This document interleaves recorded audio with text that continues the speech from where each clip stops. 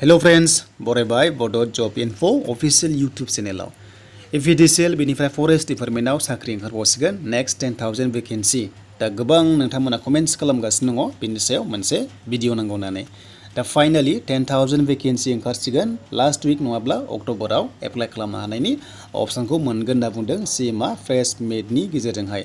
स' बे बाथ्राखौ बुंदोंमोन बिथांमोना दिनै जादोंमोन आसाम केबिनेट क'क्राझाराव बेयाव थांनानै प्रेस मिटनि गेजेरजों बुंदों जे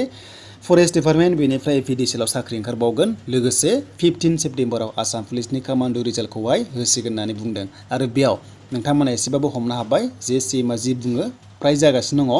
देन बेनिफ्राय जोंहा आसाम पुलिसनि रिजाल्ट फैनांगौ बेनो जाबाय एसआई एबीयूबी कनस्टेबलआव फैनांगौ दङ आरो काट अफ फैनांगौ दङ एफिआरआव स' बे एफिआरअनि काट अफआ उनाव फैगोन बाट नोंथांमोननि बे 22 सेप्टेम्बराव 2,000 साख्रि होगोन होनना बुंदों नालाय 1 लाखनि साख्रिनि आन्दारावनो अब्ला नोंथांमोननि एसआई एबी बेनिफ्राय कमान्डो बीएसआई लेभेलाव आरो यूबी एसआई दङ आरो लोगोसे कनस्टेबल एबीयूबी दङ आरो लोगोसे काट अफ फैनो गोनां एफिआरआव दा बेयाव थागोन नोंथांमोननिया जायखिजाया एफिआरआव थानाय नङा रिजाल्टआवहाय आरो आपकामिं नोंथांमोननि रिजाल्टआव थागोन एफिआरअआ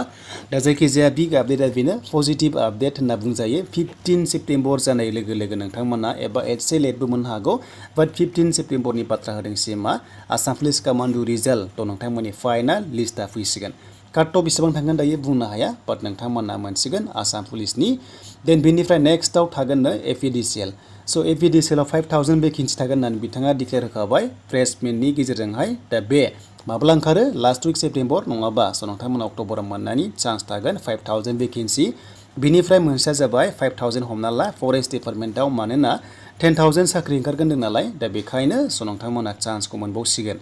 दा 10 pass HS pass degree pass नोंथांमोना बयबो इलिजिबल जानायफोरा अनलाइन एप्लाइ खालामनो हागोन देन बेनिफ्राय जायखिजाया अल आसाम स्टुडेन्ट्स बेयाव इलिजिबल जागोन आरो नोंथांमोना डकुमेन्ट्सखौ गासैखौबो रेडि दोनखादो नांगौ जायोब्ला नोंथांमोना श' खालामनो हानाय बायदि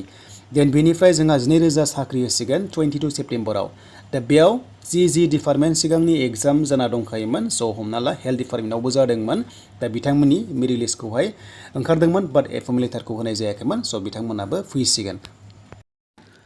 देन बिनिफ्राय बिथाङा मोनसे बाथ्रा होबावदों 23 सेप्टेम्बरनि उनाव माबा मोनसे पजिटिभ आपडेट फैबावगोन जेरै हमना ला एसएलआरसि एबा डाइरेक्ट रिक्रुटमेन्टनि रिजाल्टआ फैनायनि चान्सआ दङ मानोना नोंथांमोनाथ' मिथिखागौ एग्जाम जोबनाय लोगो लोगो स्किल टेस्ट थागोन नालाय बेखायनो नोंथांमोननि रिजाल्टआ अक्ट'बर फार्स्ट उइकआव फैनायनि चान्सआ दङ दा जायखिजाया लोगोफोर आसा खालामो नोंथांमोना नेक्स्टआव जाहाथे पजिटिभ आपडेट मोनो आसाम पुलिस रिजाल्टआथ' फैखासिगोन बेनिफ्राय